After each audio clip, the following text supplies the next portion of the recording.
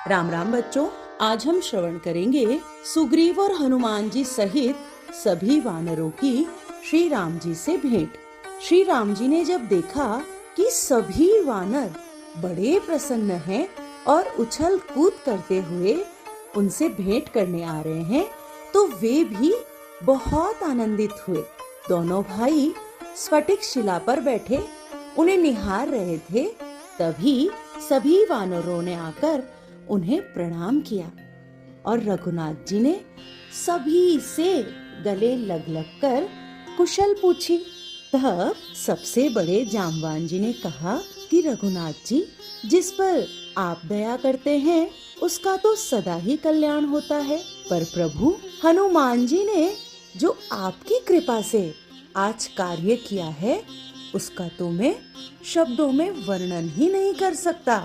ऐसा कहकर जामवान जी ने हनुमान जी का पूरा चरित्र उन्हें कह सुनाया। हनुमान जी के बारे में जानकर श्री राम जी के मन को बड़ी प्रसन्नता हुई। उन्होंने हर्षित होकर हनुमान जी को फिर से हृदय से लगा लिया और कहा कि हे तात, कहो तो सही, सीता किस प्रकार रहती है और वे अपने प्राणों की रक्षा कैसे करती है।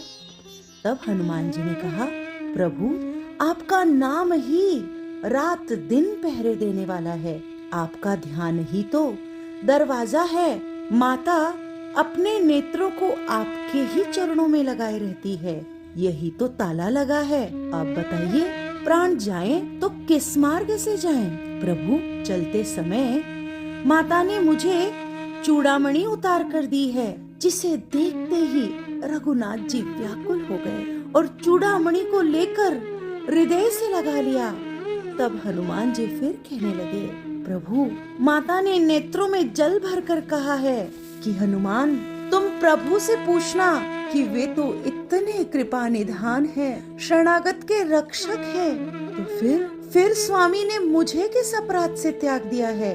हनुमान तुम मुझसे पूछना कि वे मुझे लेने के लिए कब आएंगे। सीता जी का दुख सुनकर सुख के धाम प्रभु के भी नेत्रों में जल भर आया और वे बोले कि हनुमान, जो मन वचन और शरीर से मेरे ही आश्रित है, क्या स्वप्न में भी उसे कोई कष्ट हो सकता है? तो हनुमान जी ने कहा, नहीं प्रभु, जब आपका भजन स्मरण ना हो वही कष्ट हो सकता है।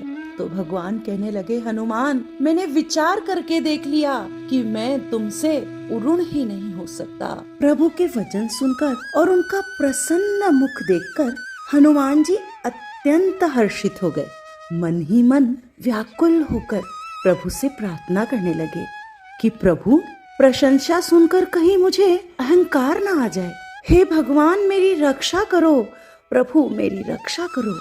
कहते कहते वे श्री राम जी के चरणों में गिर पड़े। प्रभु तो स्नेहवश उन्हें बार बार उठाना चाहते हैं, परंतु हनुमान जी हैं कि उनके चरणों को छोड़ना ही नहीं चाहते। फिर जब प्रभु ने प्रेम से अपना हाथ उनके सिर पर घुमाया, उस समय प्रभु का स्पर्श पाकर शिव जी भी आनंद विभोर हो गए, क्योंकि हनुमान जी कोई और नहीं, साक्षात शिव जी ही तो हैं। इसीलिए प्रभु का कर कमल अपने सिर पर पाकर शिव जी भी प्रसन्न हो गए।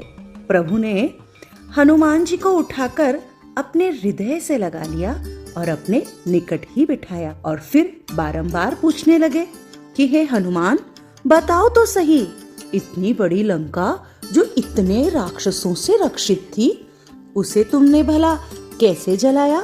अब हनुमान जी प्रभु को प्रसन्न जानकर कहने लगे कि प्रभु मैं तो केवल बंदर हूँ, एक डाल से दूसरी डाल तक कूदना यही तो मेरा काम है। मैंने जो ये समुद्र लांघा, ये सोने की लंका जलाई, राक्षस गणों को मारकर अशोक वन को जो मैंने उजाड़ा, प्रभु ये तो आप ही की कृपा है, आप ही का प्रताप है। इसमें मेरा तो कोई काम ही नहीं है, मेरी तो कोई बड़ाई ही नहीं है। प्रभु जिस पर आप प्रसन्न हो, क्या उसके लिए कुछ भी करना कठिन हो सकता है भला?